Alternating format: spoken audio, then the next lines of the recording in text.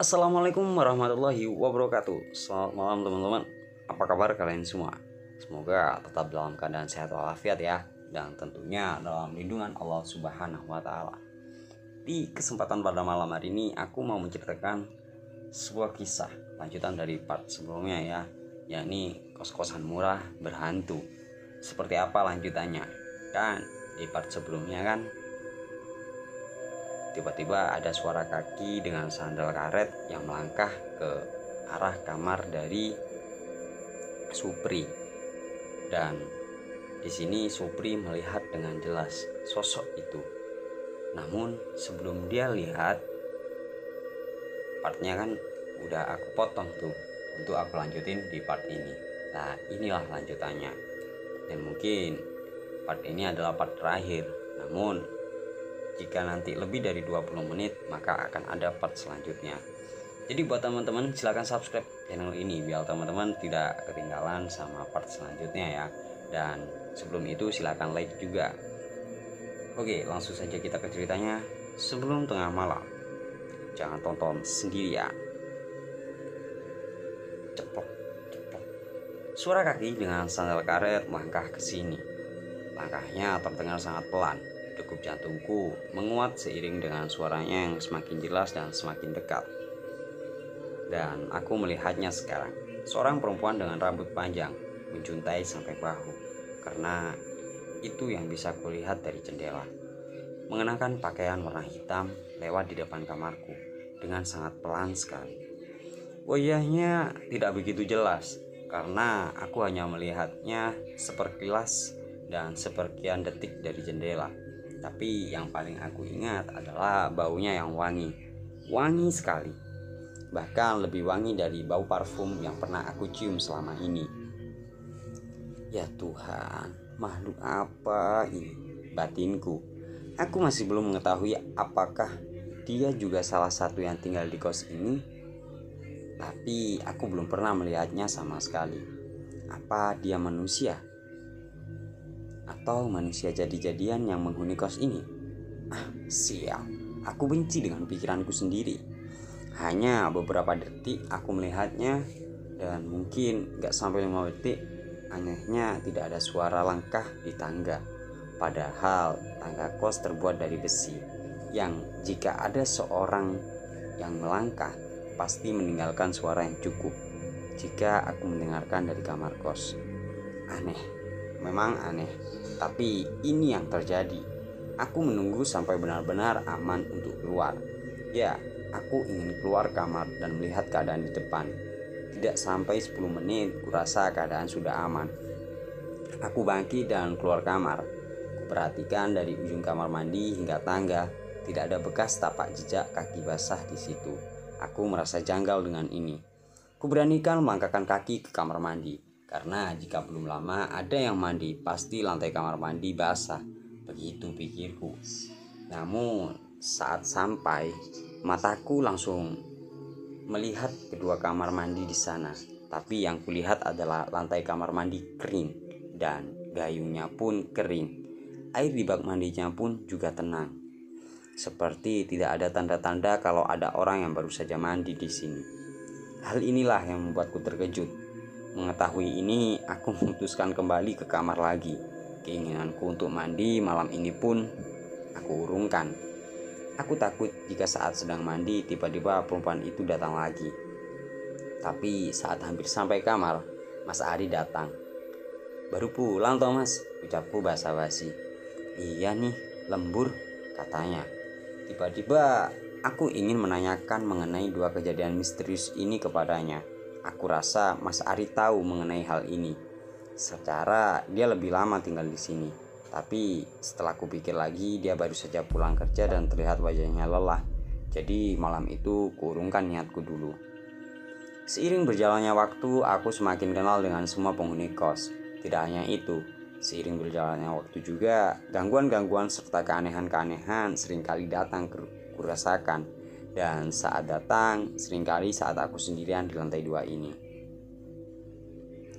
Sepatuku yang sering pindah tempat saat aku bangun pagi, dan suara burung gagak yang hanya datang saat malam hari. Dan sampai saat 1,5 bulan atau 1,5 bulan aku ngekos di sini, aku belum pernah melihat sosok perempuan yang tinggal di kamar ujung dekat kamar mandi. Singkat cerita, hari Minggu datang. Aku libur dari aktivitas kampus dan saat aku tengah menikmati kopi pagiku, kulihat Mas Adi juga sepertinya sedang tidak lembur hari ini. "Libur, Mas?" tanyaku. "Iya, libur, Pri," jawabnya. "Mas, sebenarnya yang di lantai 2 ini ada berapa orang sih?" "Yang kos di lantai 2 maksudmu?" tanyanya. Aku mengangguk. "Cuman kita berdua lah, Pri," tandasnya jawaban Mas Hari, mampu membuat jantungku tiba-tiba berdegup. "Serius, Mas?" tanya aku ragu. "Iya, aku senang pas kamu di sini. Aku jadi ada temannya menghuni di lantai 2 ini." Ini langsung kulontarkan pertanyaan itu, tapi masih kutahan-tahan. Aku bingung harus mulainya dari mana. Takut aku dikira sok tahu atau hanya halusinasi. "Mas, selama di sini ada pernah nemu hal-hal aneh nggak?" "Enggak sih," jawabnya singkat dan tiba-tiba raut mukanya berubah. "Memang kenapa, Pri?" "Tanya aja, Mas." Hehehe. Setelah itu aku ganti topik obrolan karena sungkan jika bertanya terus soal ini. Aku mau langsung mencoba dan bertanya ke puncak ketakutanku yang membuatku memutuskan untuk pindah dari kosan angker ini. Kalau itu hari baru saja gelap, aku yang baru bangun tidur sejak pulang kuliah siang merasa badanku lengket dan gatal sekali. Tanpa berpikir, aku langsung mengambil alat mandi dan handuk dan bergegas menuju kamar mandi. Mungkin ada yang bertanya, apa aku tidak takut setelah kejadian kemarin? Jawabnya tentu aku takut, tapi keberanian dan mentalku masih ada untuk menepis segala ketakutan yang datang. Hingga pada saat ini keberanianku hampir hilang seluruhnya dan tergantikan dengan gelapnya ketakutan yang teramat sangat. Pure. Kusiram seluruh badanku dengan air. Segar sekali rasanya, terlihat untukku yang baru saja bangun tidur. Tapi tidak lama kemudian ada suara yang tak asing sampai di telingaku. Ya, suara lirih tangisan. Malam itu kembali kudengar. Bedanya, dari sini suaranya lebih keras jika dibandingkan dari kamar. Jantungku langsung berdetak kencang. Kubuka keran air maksimal agar suara tangisan itu tidak sampai di telingaku. Tapi sial, suara itu masih terdengar. Kali ini suaranya semakin keras dan perlahan semakin keras lagi. Kali ini aku semakin yakin jika ini bukanlah ulah manusia yang iseng terhadapku. Tidak mungkin Mbak Siswi atau Mbak Agil ke atas hanya untuk iseng kepadaku. Saat itu aku langsung mengenakan pakaianku. Tidak peduli aku belum mengeringkan badanku. Saat sudah dan akan keluar, langkah kecilku terhenti. Bagaimana jika perempuan itu berada di depan kamar mandi? Dan siapkah aku untuk menangkapku? Batinku bergejolak. Batinku benar-benar berselimut keraguan dan ketakutan. Aku tidak mungkin terus bertahan di kamar mandi sampai dia menghilang. Apalagi ini baru saja gelap.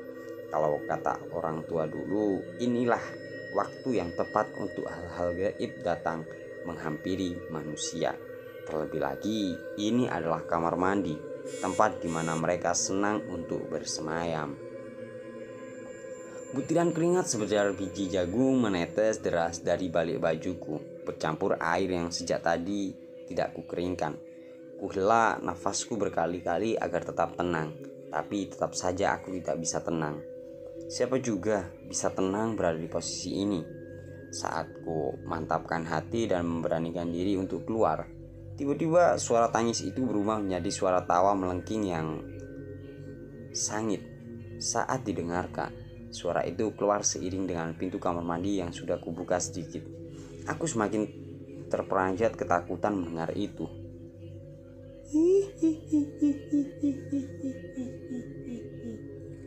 Suara perempuan yang sering waktu kecil kugunakan dulu saat hendak menakut-nakuti temanku sebayaku. Ini gak salah lagi. Ini bukan manusia. Demi sialan, kenapa harus aku? Gerutuku dalam hati. Pada detik ini aku langsung buka pintu dan berlari menuju kamarku. Namun saat sudah berada di depan pintu kamar, kepalaku refleks melihat ke arah kamar mandi. Dan di saat itulah untuk pertama kalinya aku melihat wujud dari sumber suara itu. Aku melihat sosok perempuan mengenakan gaun hitam sedang berdiri tepat di depan kamar mandi dengan rambut panjang terurai, wajahnya pucat dan matanya yang hitam dengan mimik yang pasti sangat seram. Lagi-lagi dia tertawa cekikikan dan sambil menatap dengan tatapan yang tajam. Aku pun langsung masuk ke kamar dan sembunyi dan mengunci pintu kamar di balik sarung yang kupakai untuk selimut. Suara tawa cekikan itu terus ada dan semakin dekat. Sakit sekali telingaku mendengarkan itu. Hingga tiba-tiba suara itu hilang. Dan di sini aku sedikit lega, tapi tiba-tiba hantaman keras terdengar dari balik pintuku. Aku semakin takut. Segala doa yang bisa kupanjatkan, memohon perlindungan kepada Dia yang Maha Segalanya.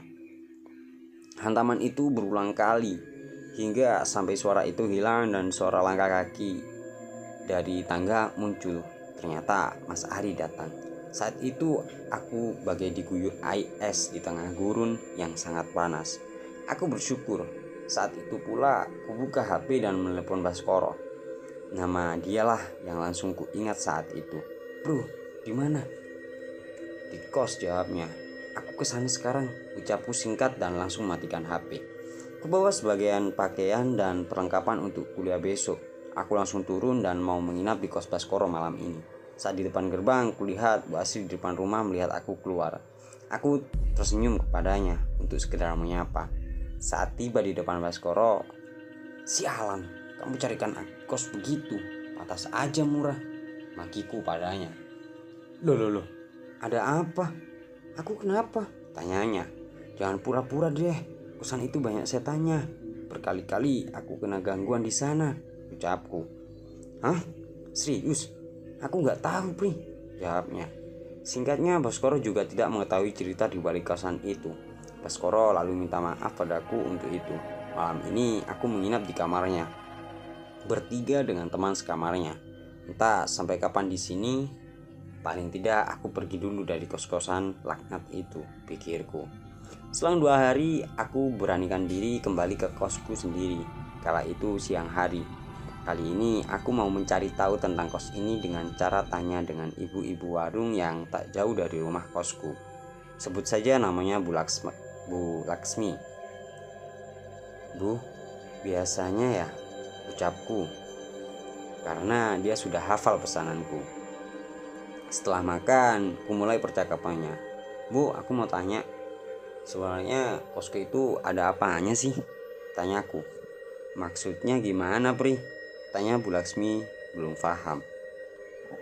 Lantas aku menceritakan semua pengalamanku selama tinggal di situ. "Oh, jadi kamu sudah merasakannya ya?" tanyanya. Aku pun mengangguk. "Ini yang ibu tahu aja ya, Pri. Singkatnya, dulu pernah ada yang kos di situ, perempuan. Tapi ibu nggak tahu siapa namanya. Dulu dia meninggal di kamarnya. Katanya sih karena diguna-guna orang gitu, kayak santet. Karena ada yang suka sama dia tapi ditolak sama dianya." "Iya, Pri, dulu ibu sempat lihat ke sana saat jasad perempuan itu dijemput rumah sakit dan keluarganya." "Kamu diganggu ya di sana?" tanya Bu Laksmi. "Di situ emang sering begitu. Kalau orang-orang baru pasti gak bertahan lama," tambahnya. Singkat cerita, mengetahui fakta itu membuatku untuk segera pindah dari kos itu.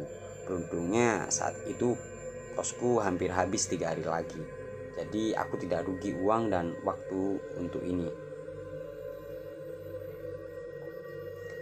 Setelah dari warung Bu Laksmi, aku kembali ke tempat Baskoro untuk meminta bantuan pindah besok hari. Saat itu pun Baskoro aku ceritakan mengenai cerita kelam di balik kos itu. Dia pun terkejut mendengarnya dan kembali meminta maaf padaku. Saat pindahan, aku pamit hanya dengan Mas Ari dan Bu Asri. Kepada mereka, aku beralasan kalau aku diajak sewa kontrakan dengan teman satu kelasku yang lebih dekat dari kampus. Kulihat wajah Bu Asri saat itu tampak curiga terhadapku. seperti mengetahui alasan sebenarnya kenapa aku pindah dari kos-kosannya itu. Setelahnya aku menginap dulu di kos-kosan temanku dan barangku kutitipkan dulu di kos Baskoro. Dan selang 3 hari aku baru mendapatkan kos baru yang jauh lebih nyaman, aman, dan tentu tidak angker lagi. Ya, walaupun sedikit lebih mahal. Yang penting aku bisa hidup lebih tentram di sini. Pesanku kepada teman-teman pembaca ataupun pendengar, terlebih yang sedang atau yang akan merantau keluar daerah. Jangan dulu tergiur oleh harga sewa kontrakan atau kos saat hendak mencari tempat tinggal.